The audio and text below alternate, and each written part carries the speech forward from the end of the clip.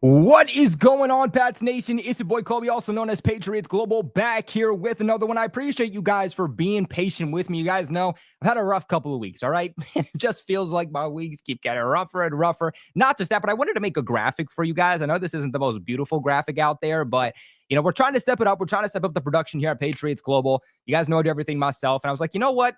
I don't have a graphic. Let me quickly make a little bit something so this at least looks semi-professional. Now, the New England Patriots, this was day one of the legal tampering period. Free agency hasn't even technically started yet, right? It goes legal tampering period, and then Wednesday is the official first day of free agency. And the fact that day one, between the hours of 12 to 6 p.m., the New England Patriots had made like 6-7 different signings. They were very, very busy today, and I can only imagine what the next few days are going to hold. Not only do I think the New England Patriots, they're going to continue to make signings, but I think we're going to see some big moves too. I think we are going to see the Patriots really start to turn over this roster over the next few days, over the next few weeks. We're going to see a lot of signings, but I think we're going to end up seeing some trades too. Maybe we see somebody like Jawan Bentley traded. Maybe we see somebody like Jelani Tavai traded. What we have to keep in mind is that this is a new era of the New England Patriots. This is a new scheme offensively, defensively, with no ties back to Bill Belichick. It's been Bill Belichick's system for the last 20 years. You had Gerard Mayo come in, little bit of a different system, but for the most part, it was the same system. Now with Mike Vrabel here, Terrell Williams as the defensive coordinator, Josh McDaniels as the offensive coordinator, we're going to see players flushed out that just simply don't make sense in these different schemes, offensively, defensively. So again, don't be surprised to start see some trades over the last few days. I'm going to have you guys covered for all of that now. The reason that we are doing a late live stream, we're going to break down all the moves they made today, break down all of the players. But the reason that we're doing this so late is because I did not expect the Patriots to do this much, okay? You guys know that usually I like to do like breaking news. I like to do like one video per signing. Patriots have just made this signing. Patriots have just made that signing.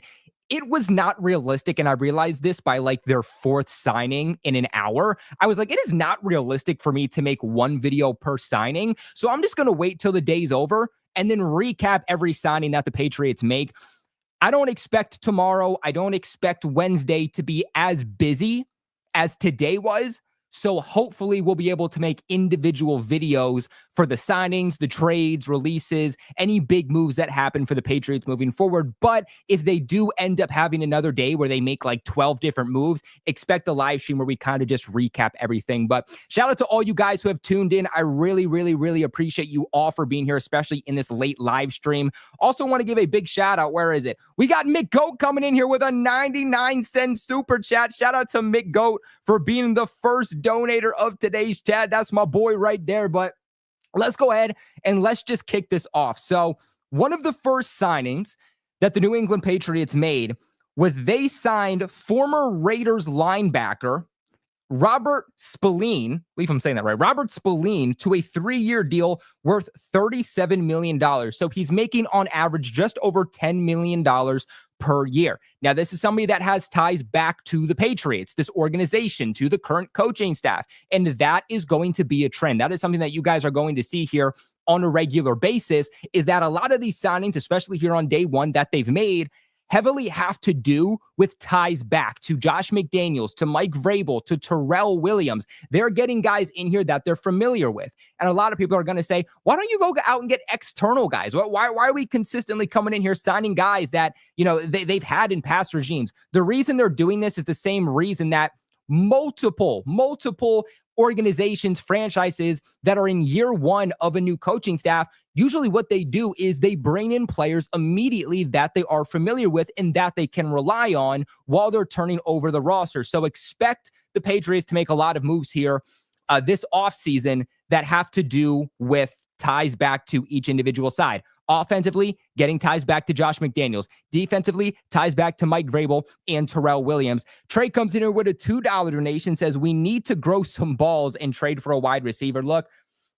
I know everybody's upset. You didn't go out. You didn't get Debo. You didn't go out. You didn't get DK.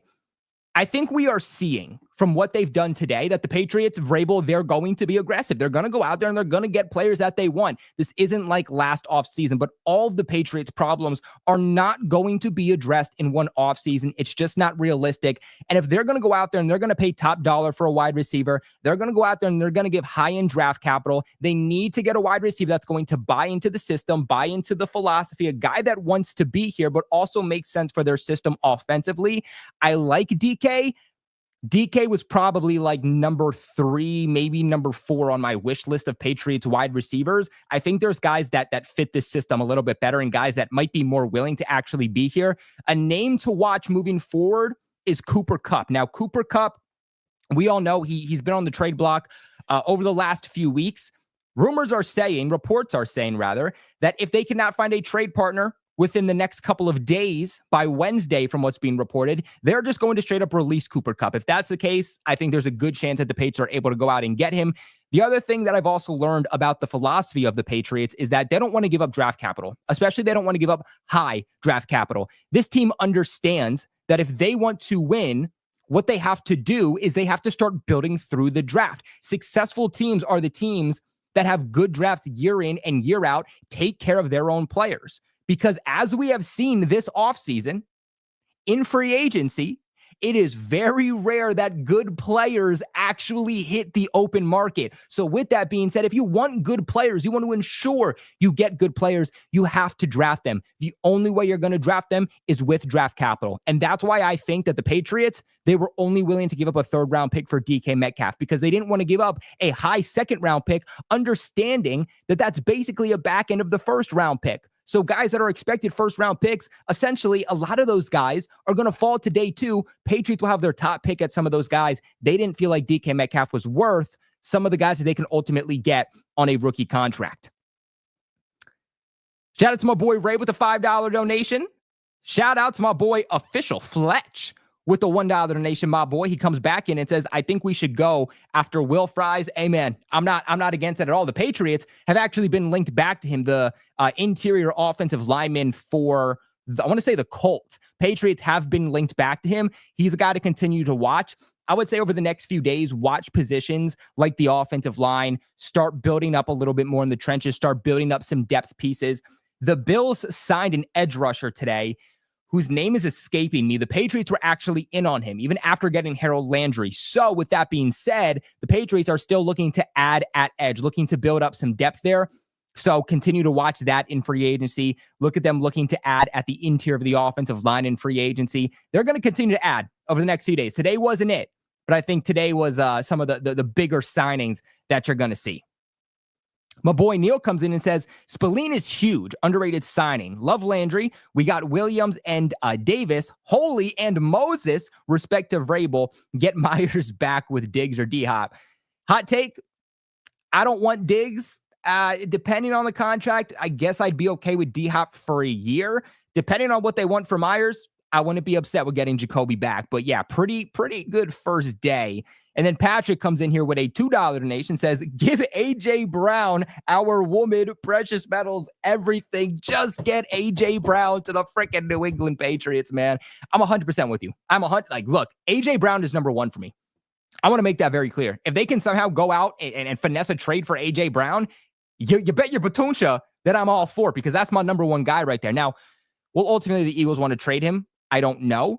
But if they're able to, 100% go out there and get someone like A.J. Brown. We know that the Patriots are aggressive this offseason, and if the right guy falls to them, a guy that makes sense for them, you better believe they're going to jump on him. Now, getting back here, though, to Robert Spillane, I do think that this was a bit of an overpay by the Patriots. I'm going to be completely honest with you guys. I think some of the signings they made today, quite a few of the signings that they made today, were overpays. But that's okay. Why? We have to overpay. You know, you can't go out and complain that the Patriots aren't making moves, but then also be upset when they do make moves that they're overpaying. The Patriots are not what we've all known for 20 years. It's not where they're at anymore. Tom Brady, Bill Belichick, Super Bowls every single year. We're not there. Players don't want to just come here and take a pay cut. Players aren't going to want to come here and get market value. Players are not going to come here over choosing to play for other teams. Massachusetts, the weather's bad. Given where the Patriots are at, they're going to have to overpay. But believe this, the reason that you overpay now is to get good players in the building. Why? You get good players in the building, you start hitting on your drafts, you start succeeding. You start to actually be a team that is contending.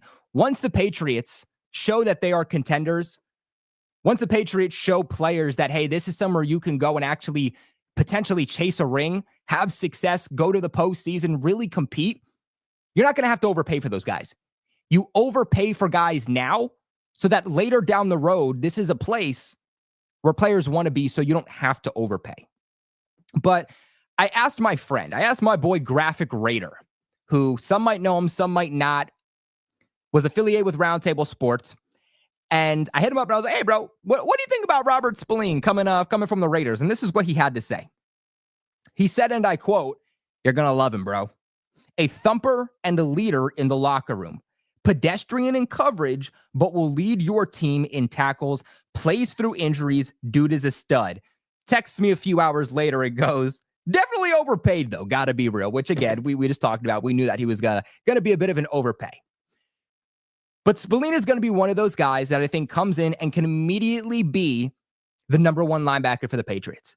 I think this move could more than likely fish out one of the Patriots linebackers, top linebackers. I think Juwan Bentley, Jelani Tavai, with this move, one of those guys is more than likely probably going to be out.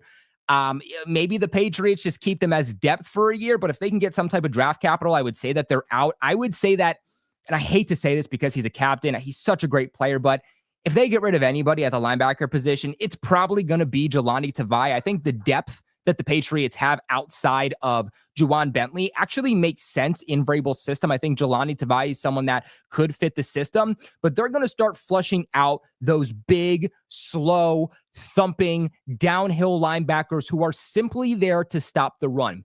What Vrabel's going to want in a linebacker is Vrabel's going to want a guy with high IQ who can be a leader, but also has some speed, some sideline to sideline speed. He's not necessarily going to look for guys that are going to be ballers in coverage per se. You got to be able to at least hold your own in coverage, not be terrible, not be a complete liability. But what he's going to look for is linebackers who can, one, stop the run, but two, set the edge and get to the quarterback. He does not want these one-dimensional guys who are simply there to plug holes and stop the run. And that kind of classifies under what we've known from these linebackers under Bill Belichick and under Gerard Mayo. Even looking at his numbers real quick, let me see if I can share this with you guys, actually. Make sure I got these PFF numbers up. Make sure I pull this. Robert Spillane. All right. Pull this up here from PFF for you guys real quick to share a little bit of insight. Come on over here. There we go. All right. So when it comes to Robert Spillane, this past season with the Raiders, had an overall grade of 68.4. That ranked 66 out of a qualifying 189 linebackers. He had a pass rush grade of 67.4. That was 40th out of a qualifying 189 linebackers, so not too bad.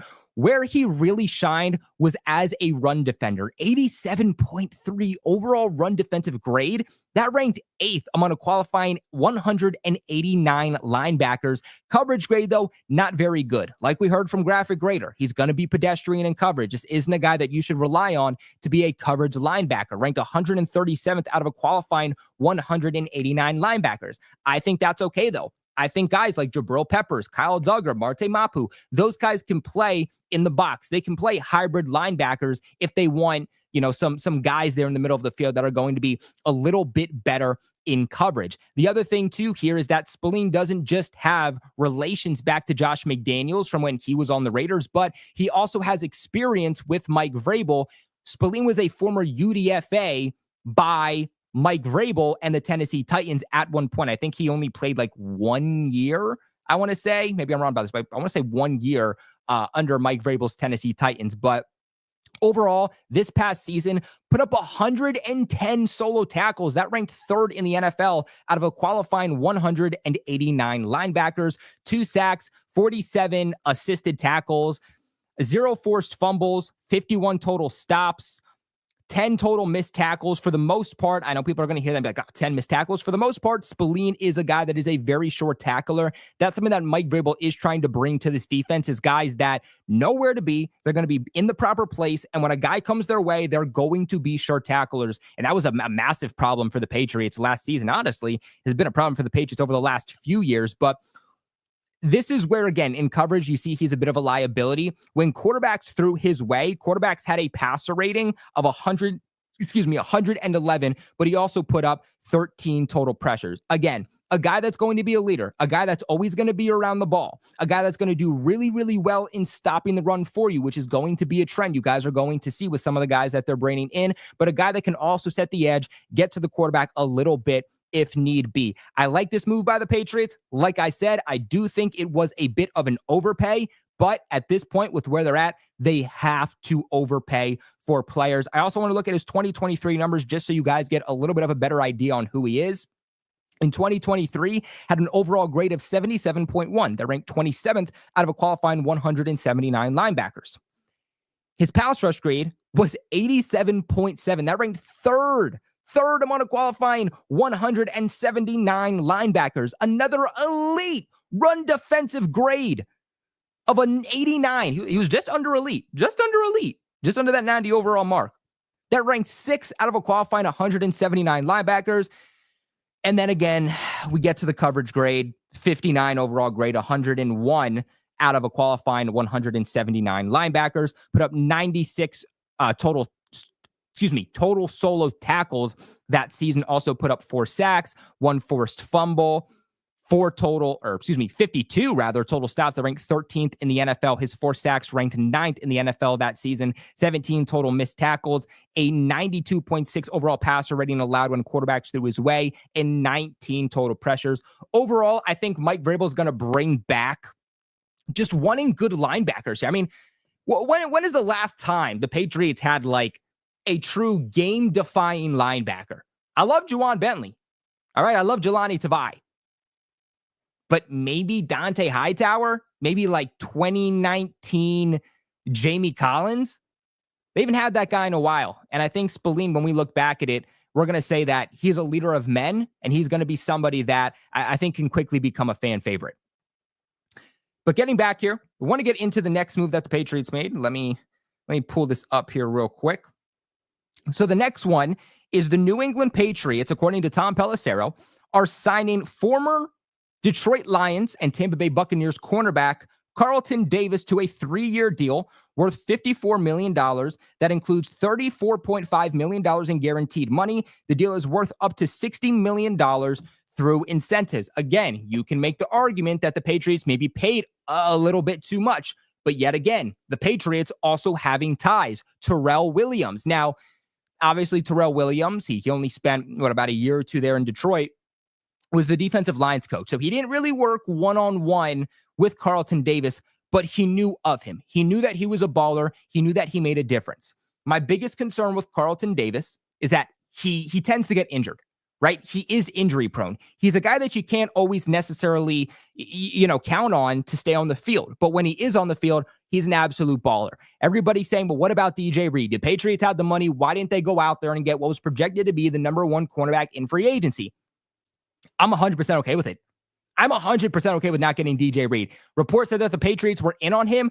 I always preferred Carlton Davis. Always preferred Carlton Davis over DJ Reed. In fact, some of you actually might remember, when was this? Maybe back in December, I want to say. November, December is when I first said this on my live streams. I said, in free agency, they should go out and get a veteran, and I want to see them, target Carlton Davis. Now, he ultimately ended up going down late into the season-ending injury. I want to say it was like a jaw injury that he had that ended his season right before the playoffs with the Detroit Lions. And I was like, all right, good cornerback class in free agency. Maybe they go get someone else. But this is a guy that I really, really liked. He's, 6'1", has the size, has the body architecture to be able to play on the outside. We needed to get away from the days of playing 5'8", 5'9", 5'10" cornerbacks on the perimeter. It gave me migraines. I'm trying not to crash out here. It gave me migraines. As much as I love seeing Jonathan Jones, Yes, he played more than his size dictated, but at some point, I don't care how big you play. Either you have the size or you don't. And now the Patriots have someone not named Christian Gonzalez who has the size, who has the experience to be able to be an outside cornerback. The Patriots officially have their cornerback too. We are not heading into 2025 saying, oh, well, cornerback two, opposite of Gonzo on the perimeter, it's a battle. It is officially not a battle. You know who your guy is going to be. And if you are a Patriots fan, you are very, very confident with your cornerback duo. I'll go as far as to say I think the Patriots, I'm not going to say they're the best, but I do think the Patriots have one of the best cornerback duos now in the NFL in Christian Gonzalez and Carlton Davis. Now, working with Roundtable Sports, of course, I have a lot of experience with a lot of different creators for other teams. And another guy that I'm very close with just so happens to be someone who covers the Detroit Lions. You guys might know him. His name's Dose of Dion. And I asked him, I said, yo, what are the Patriots getting here with Carlton Davis in your opinion? He said, and I quote, high football IQ. Long for a lot of pass breakups and versatile for press man coverage, but also fits a lot of different varieties in the coverage that he's going to bring to New England. He said he flipped the game earlier this season when the Detroit Lions played the Houston Texans that allowed the Detroit Lions to actually win that game. Carlton Davis had 2 interceptions in that game right out of halftime, and one of which was a game-saving touchdown that allowed the Detroit Lions to come out with that game. So a guy that is absolutely clutch, again, a guy with a lot of experience, more of a man coverage cornerback. And I think that's one of my biggest questions with, this secondary moving into 2025 is, should we expect to see more zone coverage from Mike Vrabel? Because Mike Vrabel has always been a zone coverage type of head coach. And I hope he doesn't. I hope that Mike Vrabel understands the personnel he has and understands that the personnel that is in New England currently is based off of man coverage. I'm not saying that Carlton Davis can't play zone. I'm not saying Gonzo can't play zone. Marcus Jones can't play zone. I'm not saying that. Those guys can, and they can do it well. But I think if you're trying to get the best out of your players, Gonzo is best as a man-to-man cornerback. Carlton Davis is best as a man-to-man cornerback. Marcus Jones is best as a man-to-man cornerback. I'll even go as far as to say that the flashes we've seen from Alex Austin, he's someone who I think thrived more as a man-to-man cornerback. So I think if we want to get the best out of Carlton Davis, we want to get the best out of this secondary, there's a lot of continuity when it comes to man-to-man coverage. But again, you're bringing on a guy who is a veteran, multiple years in the league, and has that ability to switch on over to zone if that's what the Patriots are going to play. Want to pull up his numbers here for you guys also. Come on, PFF. What are we doing here? All right, here we go. Share my screen here for you guys. Come on over here. All right, perfect. So Carlton Davis here, this past season had an overall grade of 74.5 that ranked 29th out of a qualifying 233 cornerbacks. His pass rush grade was 60, which I don't really care about the cornerback's ability to rush the passer. That's not really their job. But for those who do care, that ranked 55th out of a qualifying 233 cornerbacks. His run defensive grade was 26th out of a qualifying 233 cornerbacks with a 77.7 overall grade. And his coverage grade was 72.1, which ranked 38th out of a qualifying 233 cornerbacks. With that being said, I told you guys earlier, you're going to see kind of this trend that every single defender the Patriots are bringing in, whether it is on the D-line, whether it is at linebacker, whether it's in the secondary, every single guy is dominant at stopping the run. Mike Vrabel is going to mainly focus on two things when bringing in defenders. Number one, your ability, well, I guess three. Number one, your ability to lead. Number two, your ability to be a short tackler. And number three, your ability to contribute in stopping the run. As we know, the Patriots had the second best run defense in 2023. This past season under Gerard Mayo, it really, really fell off. Gerard Mayo and DeMarcus Covington, of course, to where the Patriots were one of the worst in the league. Because of this, I mean, you look at games like the Jags, Trevor Lawrence didn't really have to do anything. They just ran the ball on the Patriots. They dominated time of possession. And when you're able to run the ball, dominate time of possession, run the ball to open up the pass, it is really, really, really hard to win football games. Everybody says, oh, it starts with getting pressure on the quarterback. I don't believe in that philosophy. It's very important to get pressure on the quarterback, but I believe it all starts with stopping the run. Make opposing offenses one-dimensional. Make them beat you through the air. And if you can do that, you can make sure they don't stay on the field. They don't dominate time of possession. You allow your offense more opportunities to get back on the field. Your chances at winning games significantly go up. And I think that's what we saw, in 2023 when, yes, the Patriots weren't a good team, but they played a lot of close games because of just how good their defense was. But moving on to his numbers, he had 2 interceptions that ranked 15 out of a qualifying 233 cornerbacks. He had 49 solo tackles. That was 41st among a qualifying 233 cornerbacks. He allowed 43 total receptions. That ranked 44th out of a qualifying 233 cornerbacks. And you guys might be saying, well, he's not really a ball hawk. That's been another one of the issues for the Patriots, is that last season, they were towards the bottom of the league in getting interceptions, in creating and forcing turnovers. Carlton Davis isn't a guy that's really going to come and do that. Carlton Davis is a guy who's going to get a lot of pass breakups. He's going to get a few interceptions, but he's going to be try to be more of a lockdown cornerback. And to me, that's all I care about, right? Yes, I'd love for you to get interceptions, but the first part about being a cornerback is your ability to prevent a pass from being completed. I don't care if you get 2 interceptions a game, but you're also allowing, you're causing blown coverages. You're allowing a touchdown or 2 per game. You're allowing 75, 100 yards per game. No. Now, we do know that Christian Gonzalez also is going to focus this offseason on trying to get more picks, on trying to be a little bit more of a ball hawk. So maybe having somebody like Carlton Davis opposite of him will allow somebody like Christian Gonzalez to be able to make more plays on the football. This past season, he had 1 forced fumble that ranked 10th in the NFL, 21 total stops, 8 total missed tackles, a passer rating when targeted of 87.9, and allowed 13.6 yards per reception, 6 total pass breakups, and again, 43 total receptions allowed. I always like to look at the year prior to, just to give a little bit more insight. Now, again, you kind of have to take this with a grain of salt. The year prior, he was with the Tampa Bay Buccaneers. The Buccaneers haven't really had much of a pass rush. They've had issues with that. Carlton Davis also has had issues ultimately with getting on the field. But in 2023, overall grade of 58.2, pass rush grade of 55.8, run defensive grade of 63.3, and a coverage grade of 57.5. Another 2 interceptions, 51 receptions allowed, a 107.4 passer rating when targeted, and allowed 15.2 yards per reception with 7 pass breakups. So ultimately, he's going to be about 31 years old when his contract is up.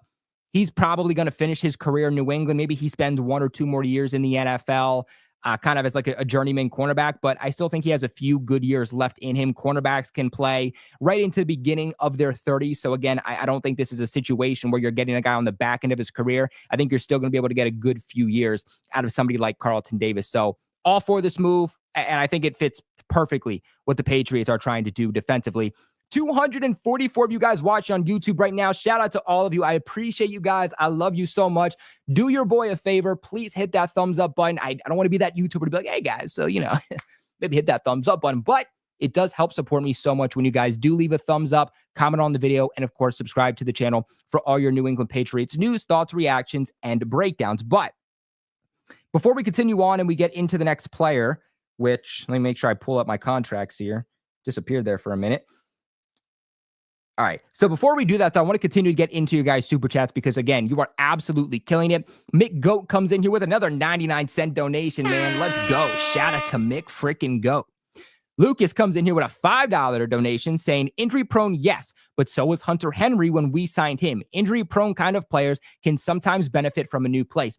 I do agree. Now, unfortunately for Carlton Davis, I mean, whether he's been with the Buccaneers, whether it was last season with the Detroit Lions, he still dealt with injury problems. So I think that's probably just the player he is. But I think you make a perfect point. You know, there's a lot of Patriots fans, probably just NFL fans in general, that tend to shy away from their team signing injury-prone players, which I get it. The best ability is availability.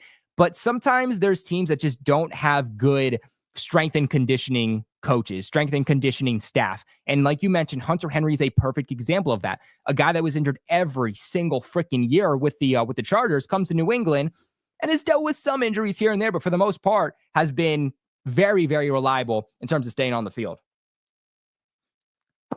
Man, I need some water. But shout out to my boy Lucas for the $5 donation. Makes a really, really good point there. And then Trey comes in here with a $2 donation, says, do a draft prospect ranking like top 5 O-line targets. We're definitely going to do that. We're going to talk about like top offensive targets in the first round, top defensive targets in the first round, ranking some guys that I like in each position.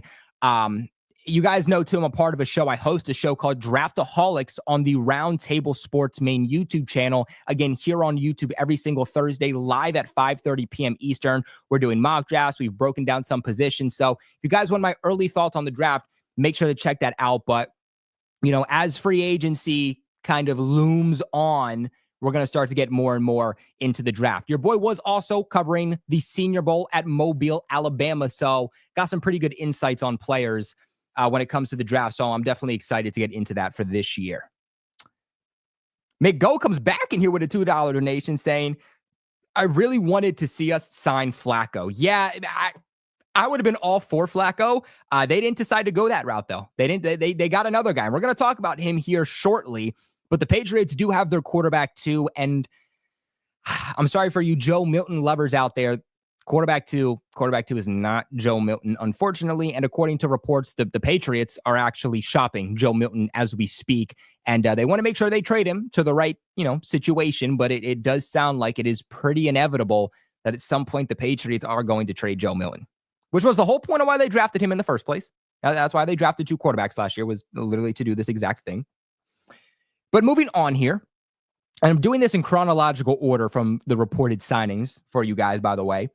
But according to Mike Garafolo, the Patriots are also signing former Jets right tackle Morgan Moses to a 3-year deal worth $24 million. The deal is worth up to $28.5 million through incentives.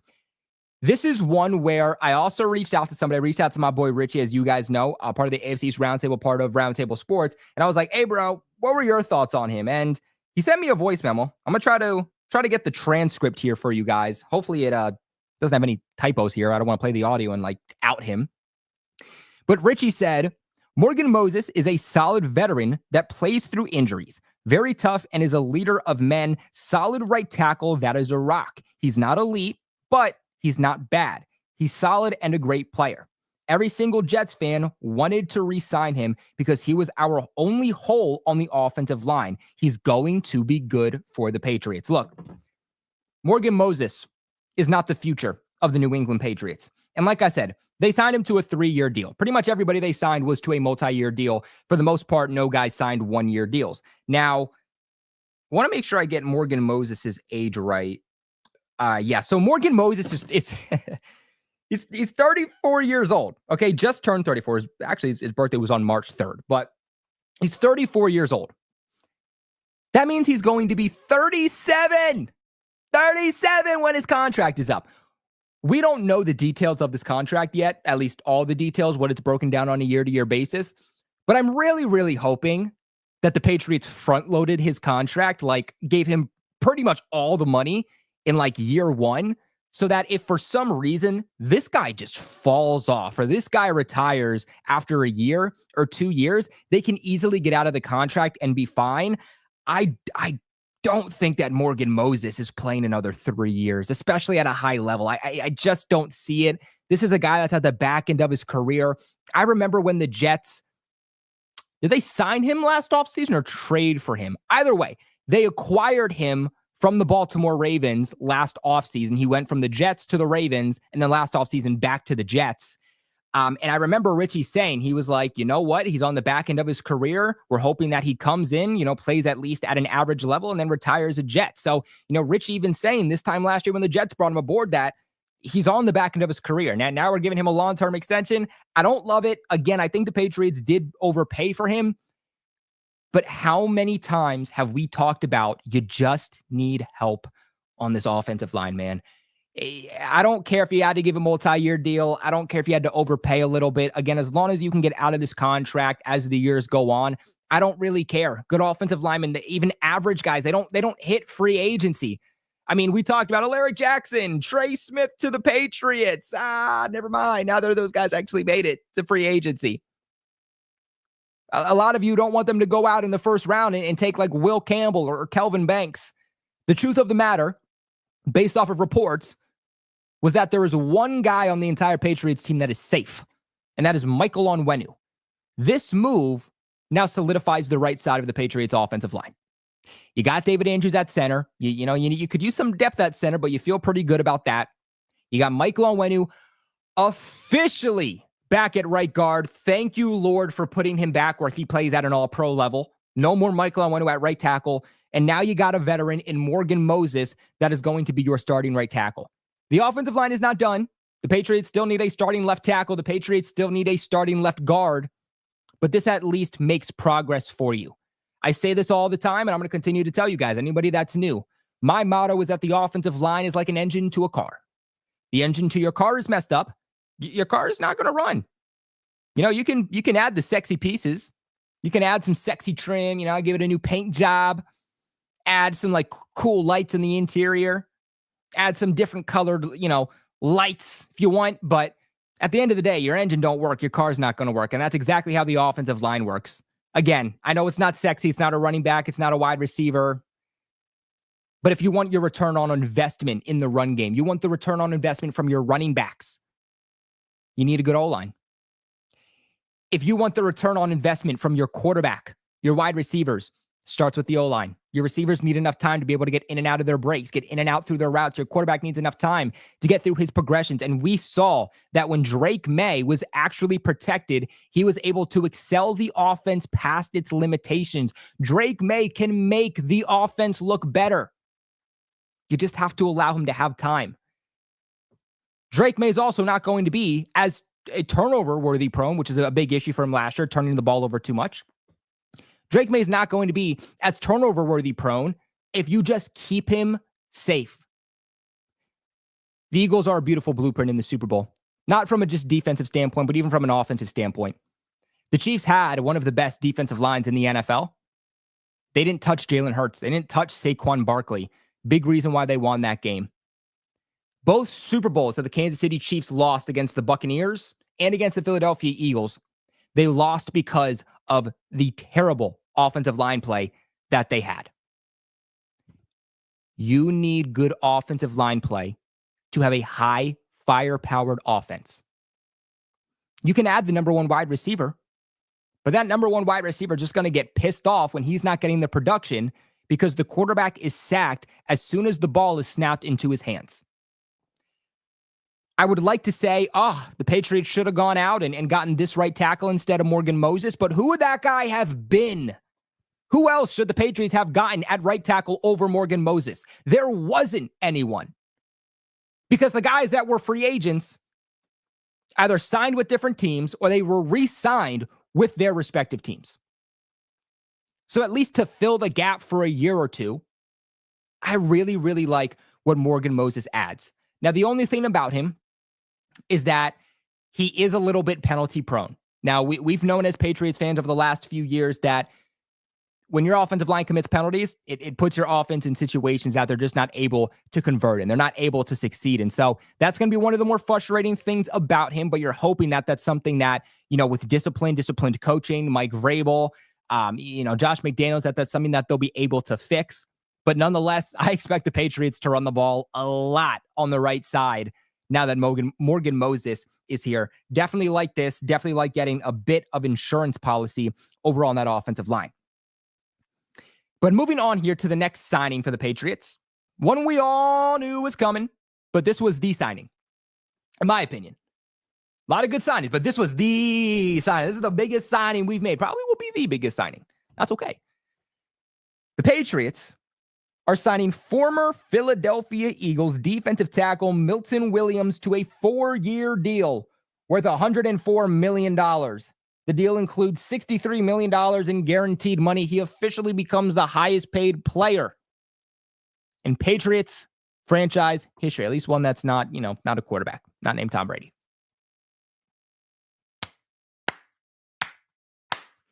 They did it. They freaking did it. Reports came out all of last week. The Patriots want Milton Williams. The Patriots are targeting Milton Williams. And what do?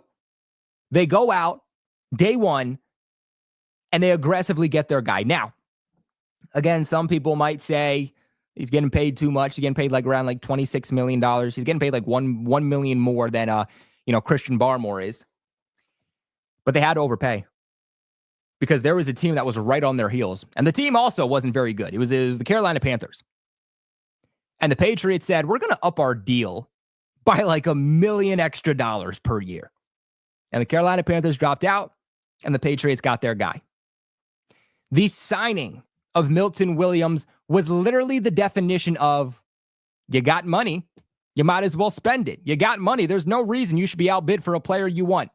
And that's exactly what happened. The Patriots are getting a player in Milton Williams that is an absolute dog, one of the best pass rushing interior defensive linemen in the entire National Football League. And you guys might be saying to yourselves, he was a part of the Philadelphia Eagles. I mean, Josh Sweat, Jordan Davis, he had dogs next to him. Yeah, he did. But the hope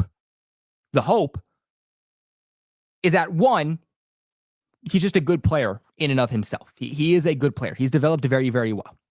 But two, the hope is that he has dogs next to him here in New England too.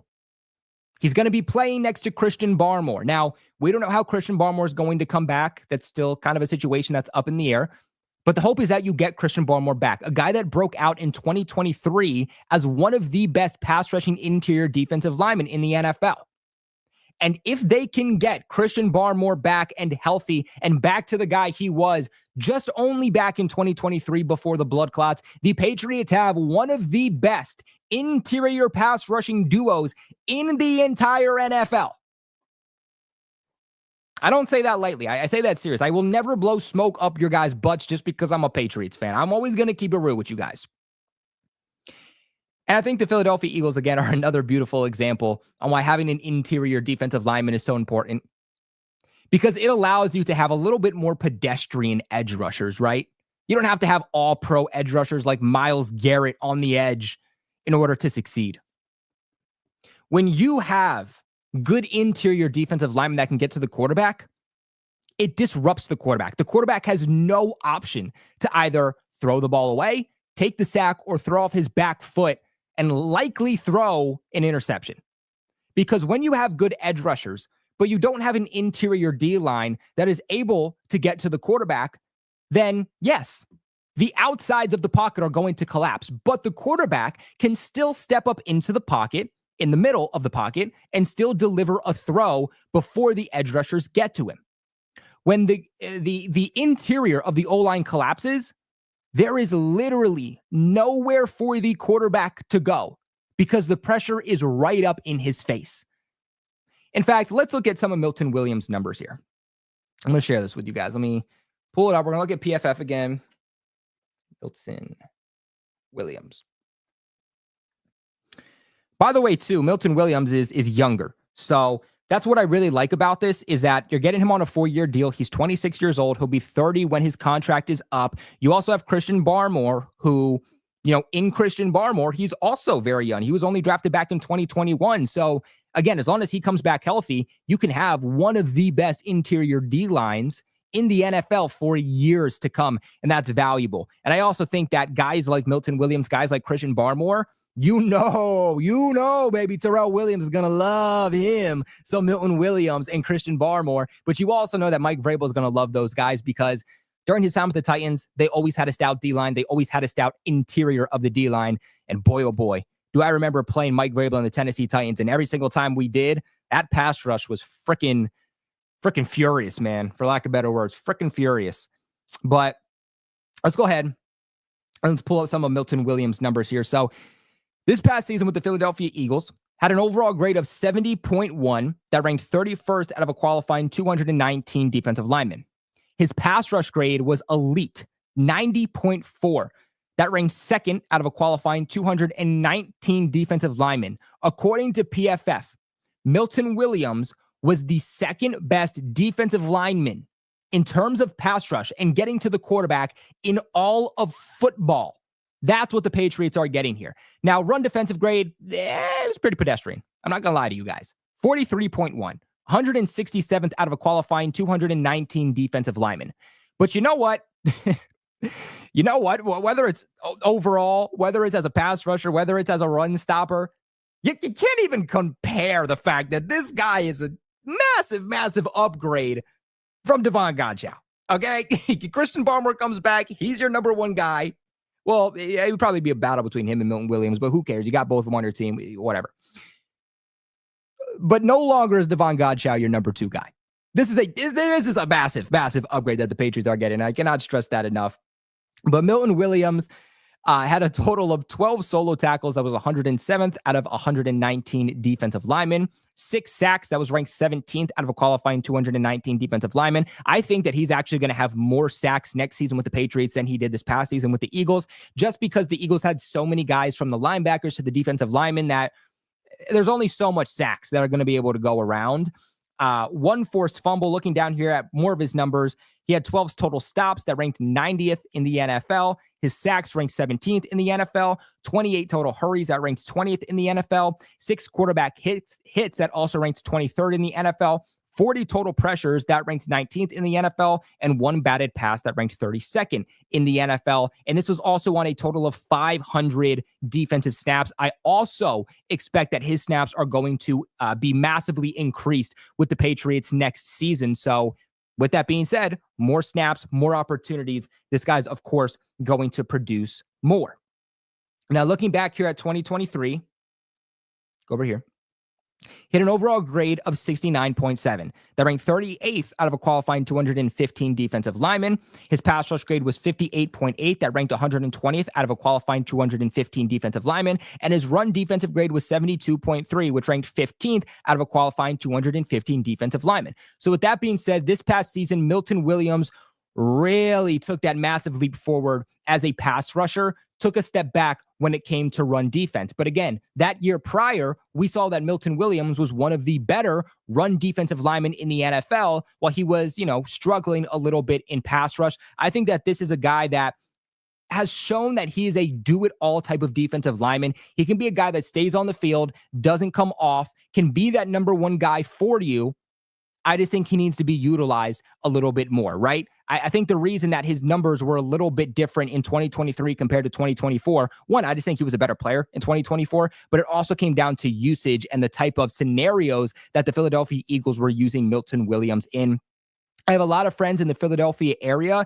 When I posted about him coming to New England, man, I had a lot of them sliding up being like, he's a freaking dog, man. Like, please, for the love of God, take care of this guy because it hurts us to see someone as good as he is, as young as he is, leave our team.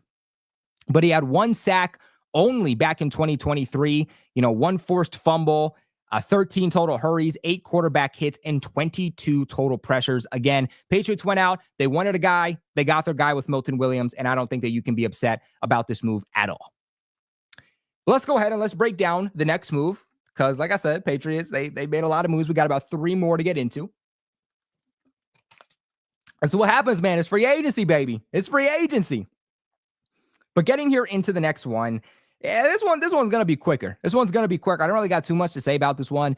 But according to Ian Rappaport, the Patriots are signing another defensive lineman, this one coming from the Arizona Cardinals, in Kyrese Tonga to a 1-year deal worth up to. So this is the maximum he can make. We don't know the base salary yet, but the maximum he's going to make is $2.7 million. This is more of that big body, plug the hole, defensive lineman, stop the run type of guy, a depth guy, a rotational guy, a guy who comes in obvious running situations. Patriots need depth. Okay, they don't just need starters on that D-line. You're not going to expect Milton Williams and Christian Barmore to play 100% of snaps every single week. Daniel Ekuale, probably not going to return. You got Jeremiah Farms, who I think has started to develop, but the Patriots are going to need a few guys there. I mean, look at this past season. They had so many injuries on the interior of that D-line. They didn't have enough depth to go around. I think that's something they're going to try to address this offseason and make sure that situation doesn't happen again. I think a guy like Tonga is someone who isn't guaranteed, right? Isn't guaranteed a roster spot, but someone who I think still has a pretty good chance at making this roster. In fact, I want to look at his size here just to give you an idea on just how big he is. Let me see. Make sure I spell this right. Kyrese Tonga.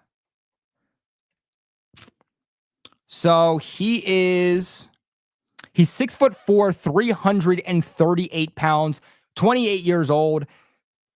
I don't think he's terrible as a pass rusher. Like, I'm not going to say he's going to come in and give you nothing in that aspect. Like, he's still like a fairly well-rounded guy, but I think he is better from what I've seen on tape from him, from what I've asked around. He is a better overall run defender. This past season, just for reference, 229 total defensive snaps with the Arizona Cardinals.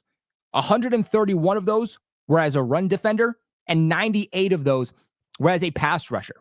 He had, actually, let me show this to you guys, actually make this easier for you so you can follow along. But he had a total of 12 solo tackles. He had 0 sacks, 0 forced fumbles, 9 assisted tackles, 0 forced fumbles, 6 total hurries, 0 quarterback hits, 6 pressures, and 0 batted passes. Again, don't expect much from this. This is a guy that I think is he's definitely competing for a roster spot, but I think a guy that showed potential, right? Even looking back here at 2023, again, didn't necessarily play a whole lot. 188 total defensive snaps, 109 as a run defender, 79 as a pass rusher, but he was much better in 2023. I think this is a guy that in limited snaps you want to use. If he becomes a full-time starter for you, he's gonna be rough. You know, you're gonna be in some trouble if you're asking Tonga to come in and be, you know, one of your number 1 or number 2 guys. But as a rotational piece, that's where he's going to be the best. 67.7 overall grade. That ranked 46 out of a qualifying 215 defensive linemen. His pass rush grade of 70.4 in 2023 was ranked 42nd out of a qualifying 215 defensive linemen, and his run defensive grade was 58.1. which ranked 87th out of a qualifying 215 defensive linemen. Again, 0 sacks, 0 forced fumble, 12 total tackles, 2 assisted, 7 total hurries, 2 quarterback hits, 9 total pressures, and 0 batted passes. Like I said, don't really got too much to say about this one, but that's free agency, right? When you're building up a team, you're not just looking at guys that are going to be starters for you, not just the big signings, but guys that can also be depth for you. I mean, how many times over the years did like Carlton Davis, Daniel Ekuale, Jeremiah Farms, guys who were never starters for you, but how many times did those guys step up like big time and be a bigger piece of the defense, you know, than you actually thought they were going to be? That's essentially what you're asking Tonga to come in and be for you. But let's go ahead and let's get into this next one, because this is one I didn't see coming, but I like it. And that is that according to, actually, this doesn't even say who it's according to. Actually, it was according to his own agency. The Patriots have signed veteran quarterback Joshua Dobbs to a 2-year deal worth $8 million, making roughly $4 million per year. And the deal includes $3.8 million in guaranteed money. Now, McGoat, you're the one who hit on this, right? I really wanted us to sign Flacco. There were rumors back during the Senior Bowl, a month and a half, 2 months ago, whatever that was, to where the Patriots had interest in Joe Flacco. We knew they weren't bringing back Jacoby Brissett. Jacoby Brissett is going to be a starting to bridge quarterback somewhere else, that veteran mentor. He's going to get paid more than $4 million a year. You know, he's going to get paid at minimum, you know, $5.5–6 million per year. And quite honestly, I think Joe Flacco is someone who has shown over the last 2 seasons that he can be a Jacoby Brissett. He can come in and maybe not be a starter for you, but if he needs to start a few games, he can. Right? He can be that veteran mentor bridge quarterback. And so he's going to get paid more than $4 million. I think the Patriots understand that, yes, we need a good backup option. We need a good veteran option behind Drake May. But considering the fact that we don't need a bridge guy, I mean, Drake May is going to start for us in every game that he's physically able to. Let's not go out and shed $1 billion for a guy that's just not going to see the field. And that's where Joshua Dobbs comes in as like that second tier. Now, Joshua Dobbs, I mean, this dude's been put through the absolute ringer. He either has a TikTok or an Instagram, or not a TikTok or Instagram, a TikTok or a YouTube channel, which I've seen before. I want to say it's TikTok. Really, really interesting. I recommend you guys go ahead and check it out. But he's played for multiple different organizations. He's played for like the Vikings. He's played for the 49ers. He's played for the Arizona Cardinals. A guy that has been around, and he started in a lot of games too.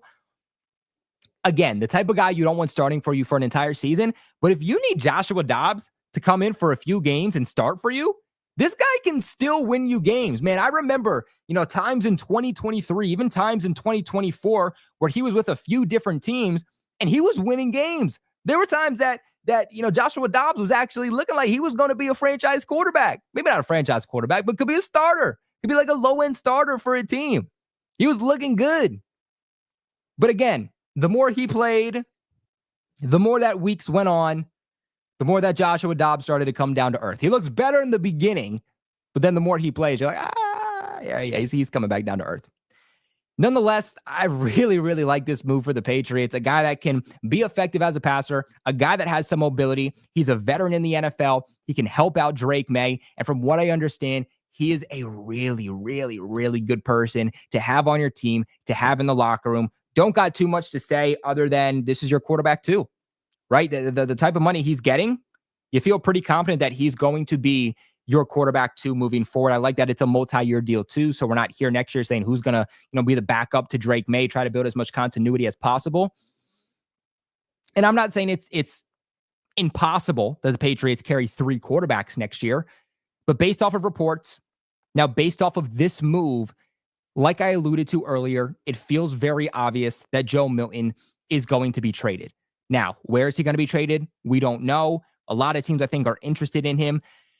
Honestly, I think when looking at that DK Metcalf trade, I think the Seahawks, they actually wanted Joe Milton as part of that trade. But after seeing that they were trading DK, they let go of Tyler Lockett, they're turning over the roster. According to reports, the Patriots want to send Joe Milton to a place that he's going to thrive. They want to show him that they respect him, even if they do get rid of him. And I think they noticed that the Seahawks wasn't going to be the place that he was going to be able to do that. I think that's part of why they also backed out, because they said, we're not giving you Joe Milton. But I would expect within the coming weeks, maybe even right before the start of the season, we see that Joe Milton is he's not going to be here. Hopefully the Patriots can flip him for like a 3rd round pick, maybe a 4th, but I would expect him to not be here. Oh, like fuzzy in my nose, man. What's going on? But moving on here, we got one more signing that I want to get into. And this is one that happened when we were live on the AFC East Roundtable earlier today. And I got to see Bills fans. I have nothing against Bills fans. I seriously don't. But I got to see Bills fans crying in the club. And it was kind of beautiful. I'm not gonna lie to you guys. Bills fans were very upset when they saw that Mac Hollins was leaving Buffalo to sign a multi-year deal with the New England Patriots.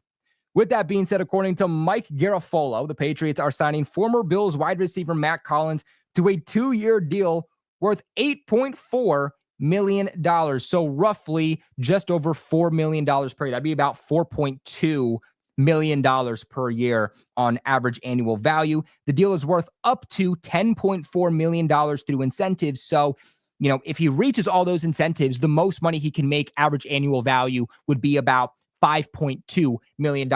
Not a bad deal for the Patriots whatsoever. Look, I get it. There's Patriots fans freaking out. Why do we do this? Why do we do this every single year, every single offseason? We don't get a wide receiver 1. We keep getting 2s and 3s and 4s and 5s. If you can't get your number 1 guy, you better have a damn good core built behind that number 1 position. You don't have a number 1 guy, you better have a damn good roster full of 2, 3s, 4s, and 5s. And I think Mac Hollins is going to be a guy that adds to this.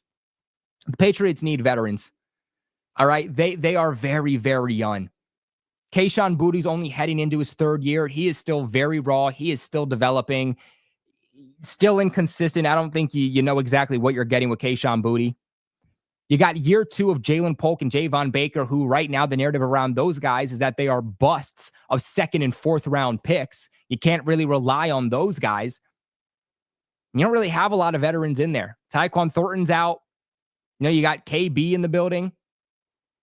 Matt Collins is going to be a guy that comes in, helps set the narrative, helps be a leader, and is going to be a guy that you can rely on and somebody that's going to be in his correct and proper place.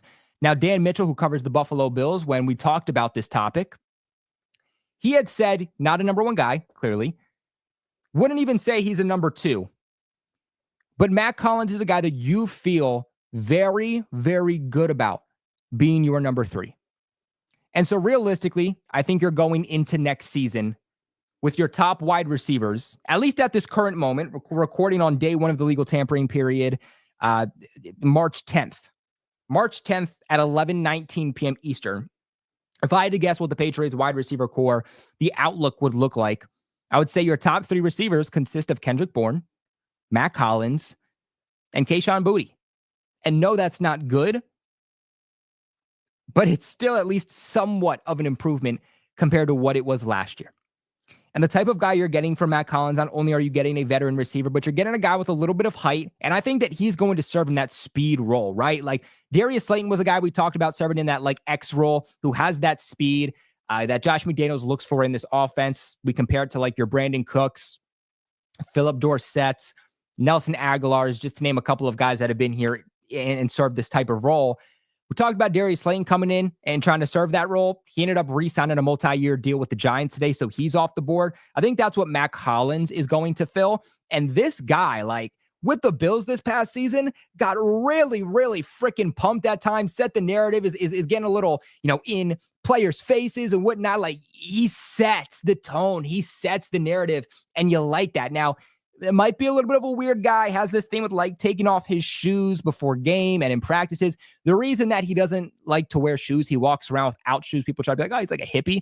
The reason he does this, according to him, is because it helps him connect with the earth. It helps him feel more grounded. And that's an actual thing, right? People feel that by walking on grass, it takes some of the electricity out of their body and just stay more calm, connect with the earth a little bit. Like this is actually a proven thing. And that's what Matt Collins believes in. But I think the role he's going to have in New England, he's going to be your outside X receiver who is going to bring a little bit of speed here to New England and be that deep threat. He had a lot of really clutch plays for the Buffalo Bills this past season, especially as the weeks went on in the postseason, made really, really big plays. And I think that's what the Patriots are getting with this guy. Also has experience with Josh McDaniels. Matt Collins was a former Raider while Josh McDaniels was the head coach of the Raiders. So again, kind of going back to that connection like we alluded to earlier. Do want to get into some of his stats here. So I'm going to pull those up for you guys. Justin Hollins. Nah, we want Matt Collins. We want Matt Collins. Oh.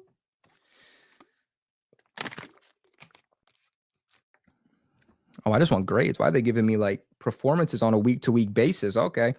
Share this with you guys real quick.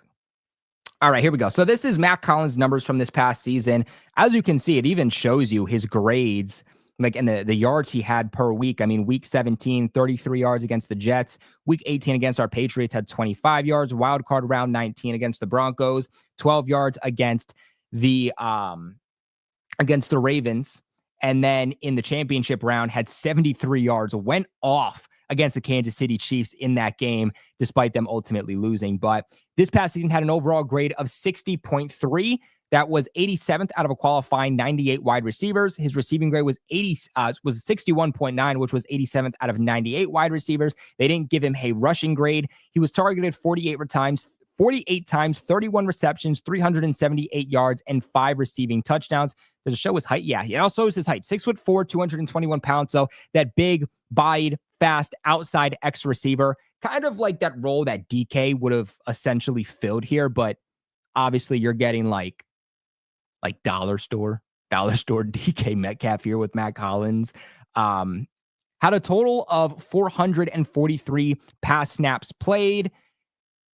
Let's scroll down here. He had 12.2 yards per reception, only 1 drop. So this is a very sure-handed wide receiver. When Josh Allen was targeting him, Josh Allen had a passer rating of 123.4, and the average depth of target when targeting Matt Collins was 13.8. So a guy that is a chain mover, a guy that is a veteran, and a guy that is a sure-handed receiver, someone that you can rely on, which I think is very important for Drake May. Entering year 2, you can kind of see the types of players offensively and defensively that Mike Vrabel and Elliott Wolf, they're trying to target. Guys who just do the damn job. Defensively, no matter what position you're at, what is your main job? Tackle. Just tackle. Defensively, they're getting guys that are short tacklers. Offensively, whether you're a running back in the backfield catching passes, you're a tight end catching passes, you're a wide receiver catching passes, what is the ultimate goal? Catch the ball. Be reliable. And that's exactly what Matt Collins is going to be. He's not going to be anything crazy for you, but he's going to do what's expected. He's going to do the easy things. And honestly, Patriots fans, from what we've seen over the last few years from our wide receivers, that should honestly sound like a breath of fresh air. You know, a guy that we can watch any given week, and we're not going to be hitting our TV screens because we're like, how do you drop a wide open pass with no defensive back around you? I actually want to see the season he was with Josh McDaniels.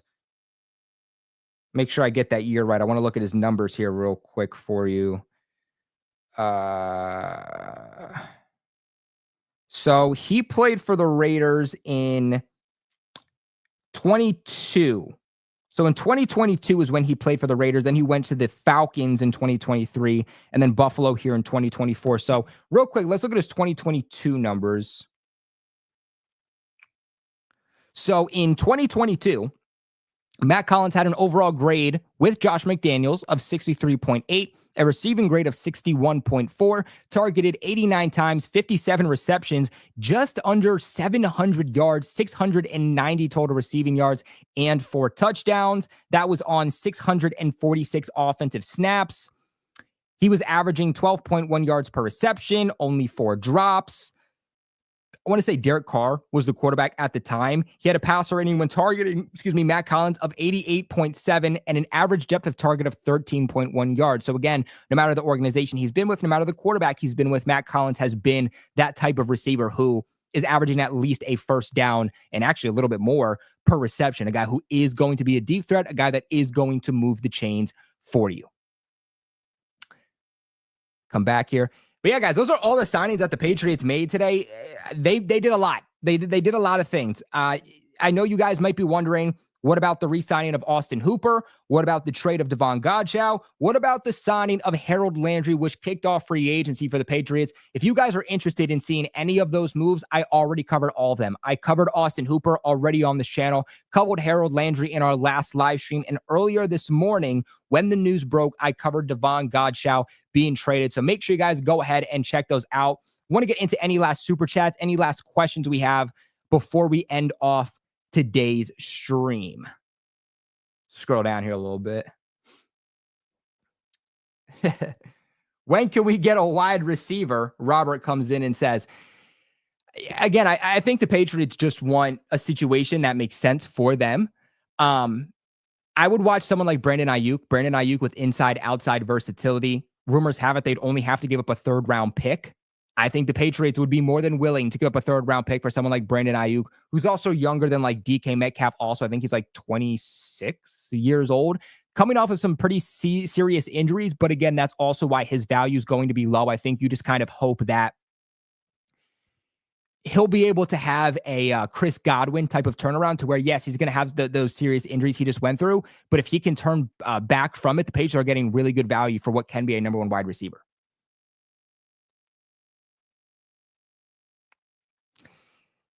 Yeah, Polk, that's a good point, Ford Nation. You know, Polk was good. Polk was good up until that Dolphins game where, you know, he had the touchdown, but according to the way he caught it, it technically wasn't a touchdown. And then the league was like, well, screw the Patriots. You guys are actually going to lose this game, which I guess in hindsight actually helped the Patriots in terms of overall draft standing. But I'm going to put up the Patreon. So for anyone who is a Patreon member, that wants to come in, share your thoughts about Patriots day one of free agency, make sure you guys come in. Now, I think over the next few days, we will still see the Patriots make other moves. I'm expecting more depth moves than any big moves. I expect them to, make some trades of their own players at some point. I don't think they're going to have a day like they did today. I don't think they're going to have another day where they're making, 8 new signings, 8 new moves. So with that being said, I'm probably going to make a video on each individual move the Patriots make. But again, if they do end up having another day like they did today with like 6, 7, 8, 9 moves, expect a live stream at the end of the day to kind of recap everything. But if not, if it's just a few moves, expect individual videos. Just because I feel like it's easier. I feel like it's easier for you guys to just organize when it has one specific video for one specific topic. Day one free agency. All right. So if you are a Patreon member, that link is going up now for you to join. There we go. Just upload. So if you're a Patreon member, you want to come on, last few minutes, share your thoughts. You are now more than welcome. For the last few minutes, though, while we see if anyone comes in, we will answer a few more questions.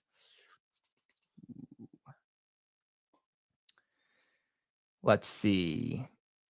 Anyone's better than Vidarian Lowe. I think Vidarian Lowe can Vidarian Lowe wasn't as bad as people say. But Cam Robinson can, I think, be an okay piece for the Patriots on the left side. Do they want to give him the contract he's going to ultimately have to fish out, or would they rather go to free agency or not free agency, but the draft, trade down in the first round, get Kelvin Banks, get Will Campbell, who they're still in on based on reports. They do still view Will Campbell as a left tackle, not a guard. So with that being said, maybe the Patriots, now that we dressed right tackle with Morgan Moses, maybe we go trade down in the first round and still get our left tackle there. That would not surprise me. But we got DTN up in the chat, everybody. So let's go ahead. Let's bring him in. And real quick, let me, do I have my graphic for 2 people here? Because that would be elite. Let's go ahead and let's bring on our boy, guys. Work with me here real quick. There we go. That's actually that. There we go. What's going on, DTN? How we doing? It's been a while, man. How are you doing? I'm good, man. Like you said, it's been a while. We have some stuff going on with the personal life. We still do, but you know what? Football's here, and football, I feel like, is that one thing that allows everybody to just ignore what's going on in their life and just have some fun for a little while. Mm-hmm. Yeah, today I basically on my Patriots Talk channel, I've been uploading like 5 to 6 different shorts of DTN, I've been seeing them, man. I've been keeping up.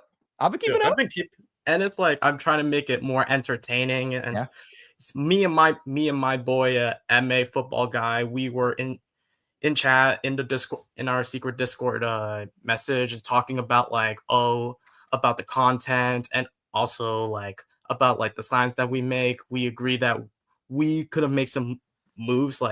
We could have got Chris Godwin, but there were moments that we feel pissed. But at the end of the day, for a fact that you're gonna have some top players that want to go back to their respective teams. For example, Chris Godwin, we gave him a deal, but he decided that he has a connection with Baker Mayfield and Mike Evans, so that kind of makes sense. Exactly. DTN, that's what I said yesterday too. I might have even said it this morning. I told everyone, I was like, hey, it sounds like Chris Godwin's going to hit the open market. Do not let yourself get overly excited, because you're going to be disappointed, because he was going to go back to Tampa. I fully expected him to. He's 28 years old, coming off of a major injury. Does he really want to reset the market? No, I think he wants to continue to succeed. He doesn't want to uproot himself, giving the major injury he just had. I think he's going to finish out his career there. I think this is probably the last deal we see of Chris Godwin before he retires. You could say the same thing for Ronnie Stanley. Everybody thought that if Ronnie Stanley hits free agency, either the Patriots or the Chiefs would have got him, but Ravens did a good job of resigning their guy. And then, if possible, if they go into the draft and get a left tackle and develop under Ronnie Stanley, that left tackle could, be their future left tackle. I get it. People are so upset.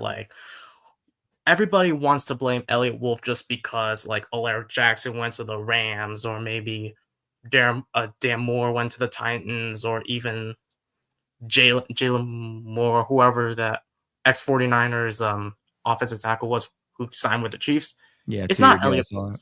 It's just look what we did last year when we gave Calvin Ridley a huge deal. Same with Brandon Ayuk, but it's situations like this that it's not going to be in your favor.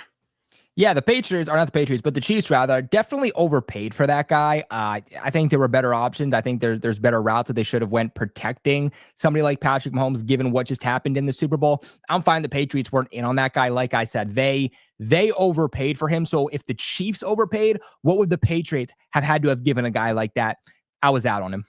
Wait, I don't know if you touched about this. What were your thoughts on Joe Thuney to the Bears? Because there were reports that the Patriots could have gave a deal to the Bears or trade for him, but they decided they didn't want to give away their 4th round pick just because they want more draft capital and all that.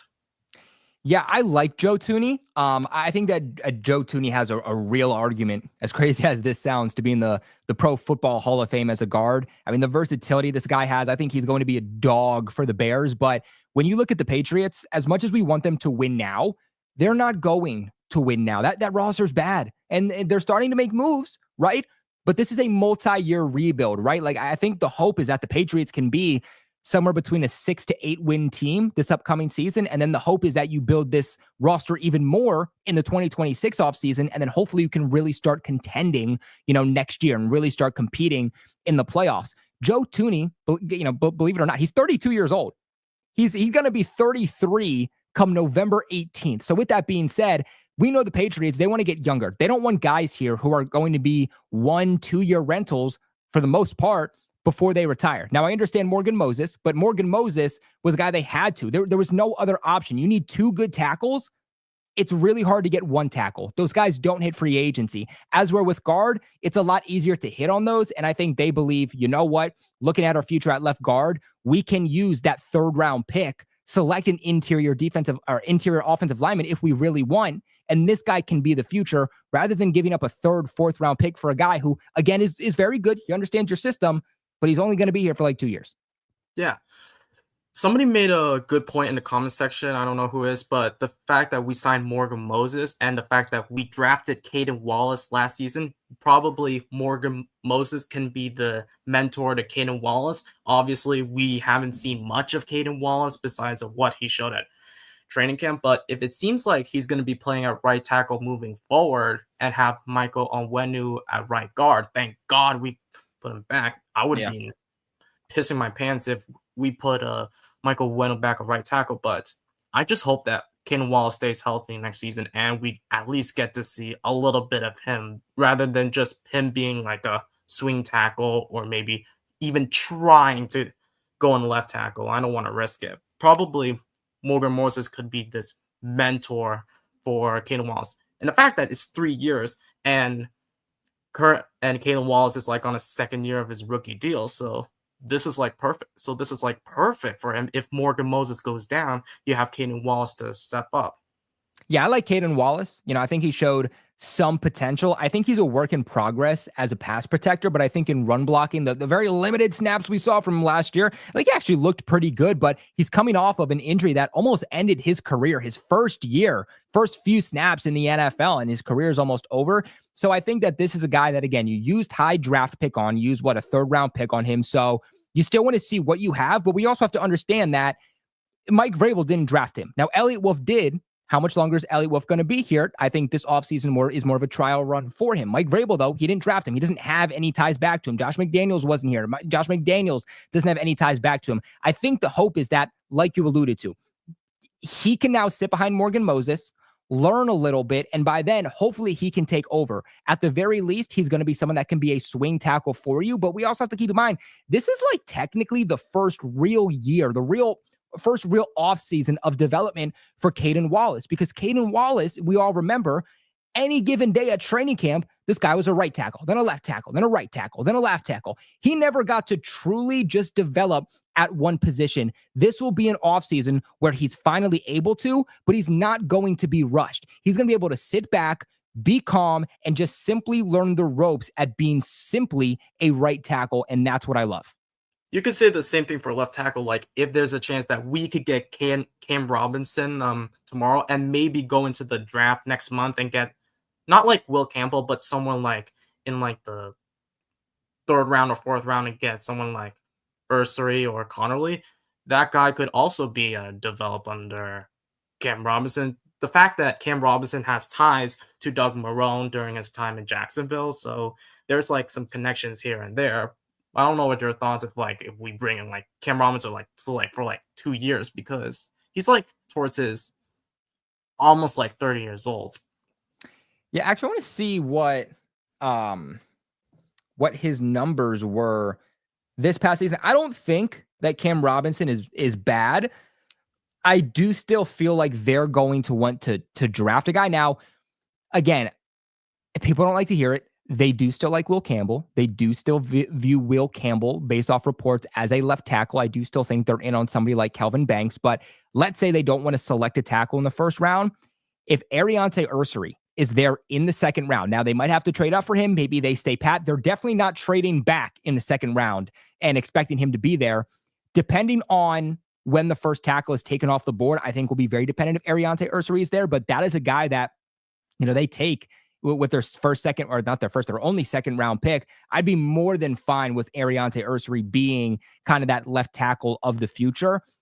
But I think that would only mean that if you sign Cam Robinson, you're only signing him for like a 1-year deal. But it wasn't bad. Wasn't bad this past season. Cam Robinson, 6'6", 335 pounds, overall grade of 64.7, pass blocking grade of 70.4. That ranked 49th out of 141 tackles. Run blocking, not very good, 59.9. I think he is a little bit inconsistent, but you just need Drake May's blind side protected. And like you said, he has continuity back with the Patriots coaching staff. So it would not surprise me if the Patriots do go after Cam Robinson. It also wouldn't surprise me if they go after Cam Robinson, but still select a tackle in the first round, trade down and get a tackle in the first round, take a tackle in the second round. But I think what we're seeing with Mike Vrabel is that they're not getting complacent, right? They might say, hey, we're going to get Cam Robinson on a 1 to 2 year deal as an insurance policy. But if we can still go out there and get our young franchise tackle in the first or second round, we're also going to do that. We're going to double up. And now they're in a really good position where they have multiple good offensive linemen. And that is a beautiful place to be in. Some people might say, go get Cam Robinson and then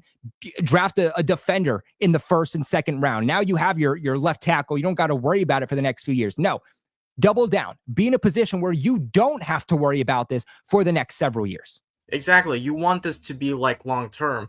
And for a fact that Morgan Moses is definitely not going to be long term. He's like obviously in his 34 years old. He spent like most of the time in Washington and obviously something like that. But there's one other position we got to get into, and that is center. Obviously, David Andrews coming off of that season-ending injury after week 4. And I don't know if there's a chance if we look into center like round 6 or 7, I think, because I don't think Jake Andrews is like long-term in my opinion, considering the fact that we haven't seen like anything out of him. And he's like in his 3rd year of his rookie deal. Yeah, I think Jake Andrews is going to be cut. I mean, he was drafted by Bill Belichick.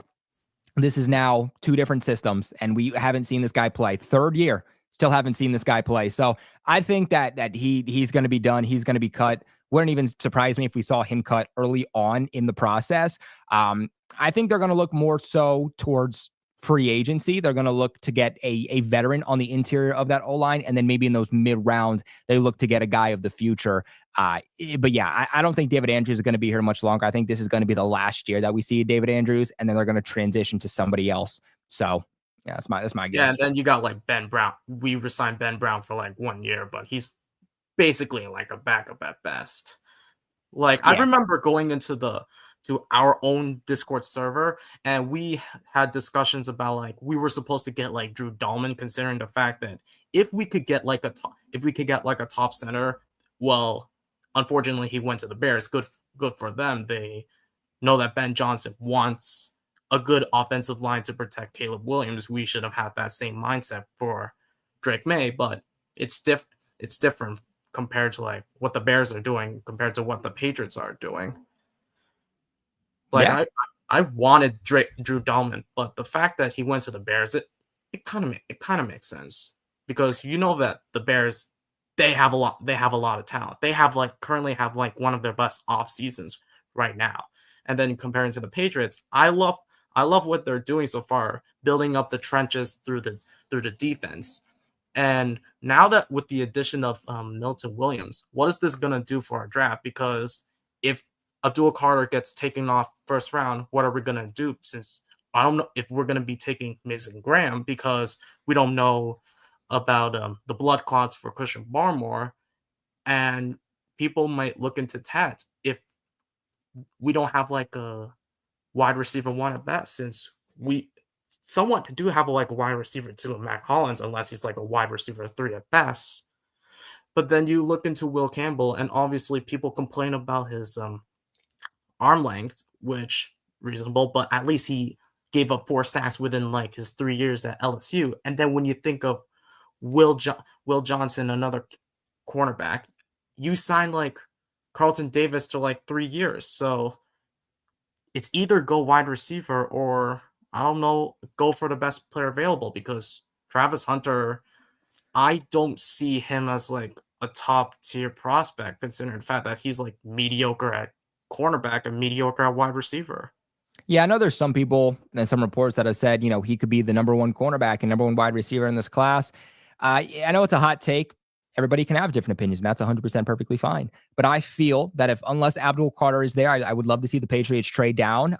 We know that they believe that the way to build this team up long-term and to be a successful franchise again is by hitting on the draft. Now, with that being said, you've also seen wide receiver ones traded for second, third round picks. The Patriots trade down. They can get a future first, depending on how far. They can get another second and even a third round pick this year just by trading down a few spots.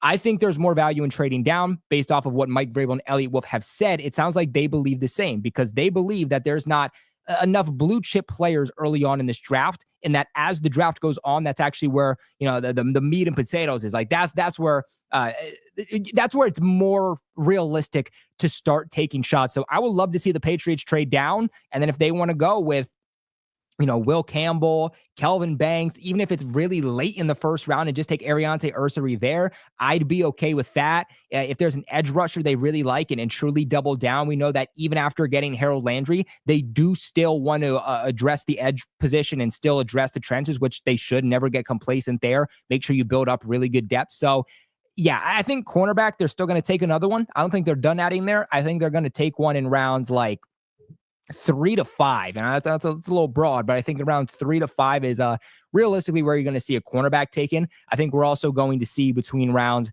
3 to 5, or maybe around 3 to 6 more realistically. I think we're also going to see a running back. But that's kind of how I'm projecting this. Now, DTN, end us off here. I want to know, who is your favorite signing from day one? There's a lot of them, but who was your favorite? You got to go for Milton Williams. It's the same deal that like what happened to Matthew Judon back in 2021. He is like the best defensive tackle available in free agency. And thank God we got him, because we were all worried that the Eagles might re-sign him. But the thing is, with what money? At least we have enough money to sign this guy. And people say that, top players ain't going to the Patriots. One quote that stood out to me was, top players like Milton Williams have choices. They do. And he took the top choice with the top money. And that was us. Everybody give it up for our boy DTN. DTN, we got a lot more live streams coming up, and we hope to see you later on at those. DTN, real quick, plug your Patriots YouTube channel for everyone. Okay, I'll do that. I'll just have to go onto the I'll do that. Well, actually, there's one question I gotta ask about the Patreon page. I know that in the AFC East roundtable, I haven't been inactive enough just because of like the finances and all that. You, however, uploaded a new tier, which is a Patriots Global Elite. And in that, you said that there's like a series called Talking Patriot with Fans. I don't know if there's like updates about that, because I was one of those guys who like signed that tier. And I was thinking that if there's future plans on this channel since of how well it's gone. Yeah, 100%. I think we're definitely going to readdress like the Patreon and the tiers and probably add some stuff in the coming time, just for people who maybe want like a $3 tier and want some benefits too. So we have a lot of really good stuff coming around the bend, DTN. I promise we're going to keep you updated with everything. And go ahead, tell everybody the name of your Patriots YouTube channel. make sure that everybody joins Patriots Talk. We have grown at least like 20 subs, but if we can at least get more, I want this to be a continuation of the community that we have here in the Patriots community. Let's go, man. Shout out to DTN for coming on and talking some Patriots football. But next up, we got another longtime supporter. We got Red Sox in the building. Red Sox, how we feeling about free agency? Pretty good. You can hear Love me? it, man. I mean, do you have a favorite signing yet? Yeah, we hear you. All right, good. What'd you say? Do you got a favorite signing yet based off of all the moves they made today?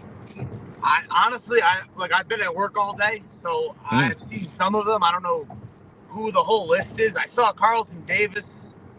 I saw Milton, whatever his name is, from the Eagles. And it's pretty much. I saw Matt Collins late, but I mean, favorite, I don't really have one right now. I'm waiting on free agency to end, but so far I would say, like, I guess re-signing Austin Hooper was kind of what I wanted. Yeah, I think that's a big move. I think that's a very underrated move too for the Patriots. And we talked about that here on the channel, but another security blanket, that 12 personnel that we know Josh McDaniels has iconically loved to run over the last 20 years. What do you think about Joshua Dobbs, officially quarterback 2 for the Patriots? I think Joe Milton's going to get traded. That's pretty straightforward right there. I mean, they probably have somebody already that is interested in Joe Milton. I know Sam Darnold signed with the Seahawks. I've heard. I mean, maybe it could be the Giants. I don't know if Pittsburgh signed a quarterback yet, or the Giants have, but could be the Giants, could be Pittsburgh, could be like, you know, even the Raiders. They traded for Geno Smith, but. Yeah, even as a backup quarterback. I know. So the report said that they want to trade him to a situation that he can succeed in, and that a situation he's respected in. That's why I think that they didn't want to trade him to a team like the Seahawks, because they got rid of like every good offensive player. So with that being said, like when I'm thinking about teams he could be traded to, I'm thinking about teams that at least have a decent enough offense for him to succeed in. I mean, then that would probably be like the Steelers or the Giants, because the Steelers and the Giants, you know, the Giants have Malik Neighbors and the Steelers just got DK Metcalf and they have George Pickens. I mean, you're probably looking at one of those two teams.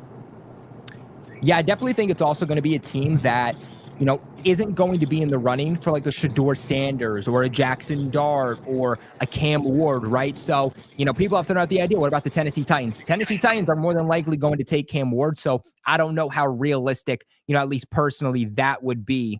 Take this off here real quick. Ooh. I think we had Red Sox dump out real quick, but hey guys, look, that's going to wrap it up for today's video. I know we had Red Sox dump out. It sounds like he was in the car. It sounded like something happened. So, oh, we got Red Sox back here actually. Hold on. I think we got it back.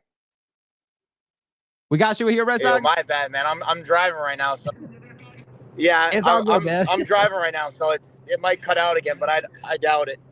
I don't know. We'll see. But yeah, I mean, you said the Titans. I mean, yeah.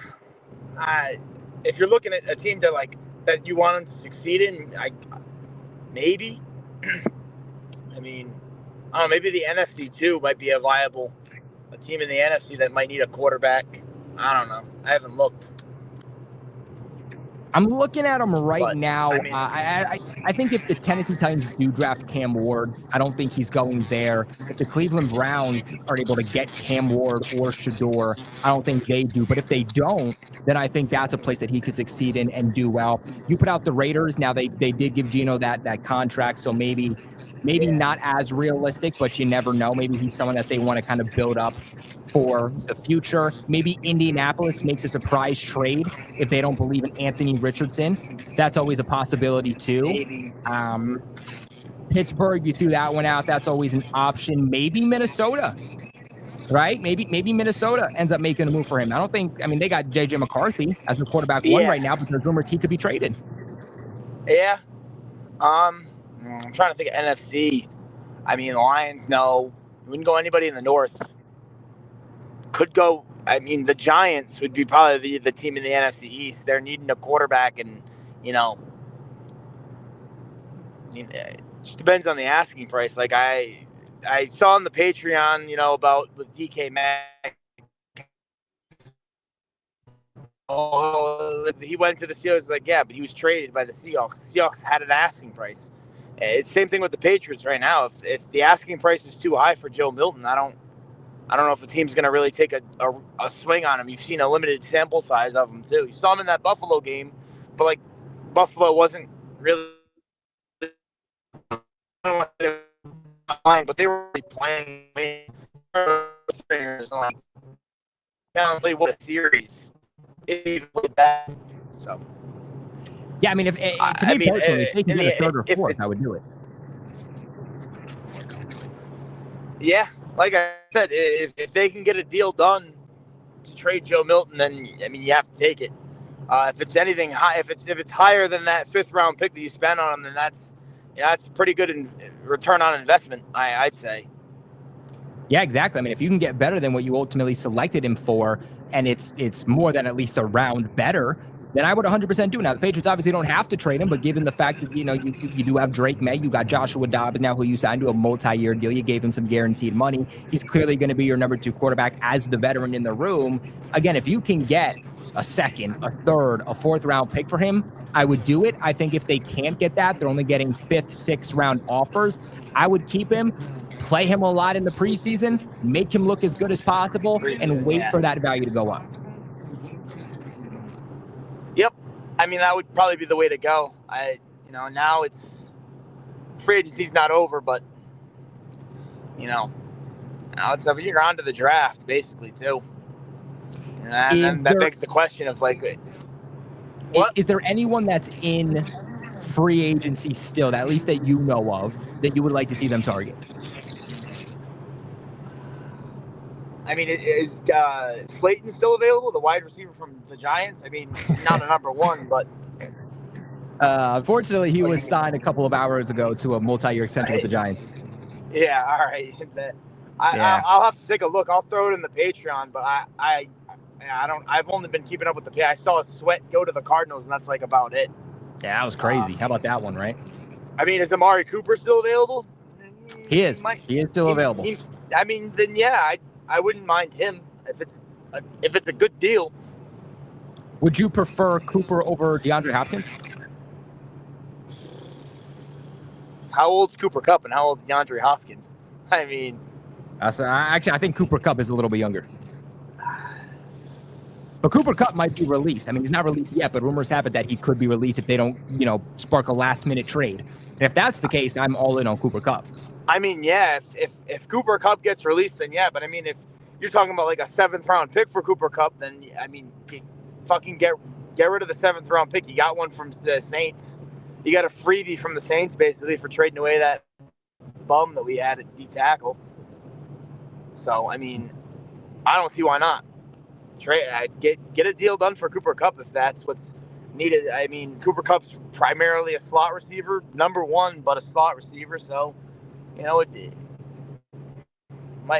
probably work out, and then you just draft the guy in the 1st. I mean, but also, that's another question: is what do they do in the 1st round? Do you go wide receiver? Or do you go left tackle? For me, I think it depends on what they do in the rest of free agency and the weeks that are coming up into the draft. But like, I'm still a fan of trading down, and then if you want to go with like a Ted McMillan, if you want to go with even a surprise pick and like a Tyler Warren, that's always an option too. Yeah, I've always been a fan of trading down in this draft. I don't even see like Ted McMillan being like. I've looked at his scouting report strengths. He uses his body a lot, which is all right. But like a lot of these receivers right now, like lack top end speed to like break free. I mean, again, you're talking about a very limited sample size, but I mean, if that's the status quo for almost every receiver in the draft, you're not. I mean, I don't know what did Ted McMillan even run the 40 in the combine? No, he actually declined to run the 40 time, so it's just never a good sign. That means he's probably running in at best the 4.5s. Yeah, like I mean, I know that I like that kid Savion Williams. Savion Williams. Versatile piece. 6'5". He ran a 4.49. Slower end for a receiver. At least the one that you want. But I mean, like, again, I can't put too much stock in the 40. It's not game time football. But I mean, AJ Brown also ran a 4.49. So I wouldn't be mad about drafting a receiver that ran a 4.49. Speed, I don't think speed is like everything. But I mean, if it really just, I have to look. It just depends. But I mean, like, he ran a 4.49. Tim McMillan, I don't know what he ran. He didn't run. So I don't know if I could. What did he do in the combine? Yeah. I mean, he didn't really do much. You know, he for the most part didn't really practice. So, you know, I think my biggest thing for Tet was the 40 time and how fast he was going to be, and him not participating is usually a sign that those guys know they're not going to test well. So I don't love that from him. I definitely don't love him at 4. But again, you know, if you trade down, you get an extra second, an extra third, maybe a future first round pick, then, you know, then I'd be more okay with selecting Tet. And I mean, like, again, like, you know, we don't know what's going to happen in the next month. The draft is a month and a half now, basically, away, or a month and a week, whatever it is. You know, you could see a surprise draft day trade where the Patriots are able to land that, you know, number one receiver from a draft day trade where they're trading from maybe 4 to, who knows, 25 or something. You know, just throwing that out there. But I mean, maybe there's a guy that a team wants. You know?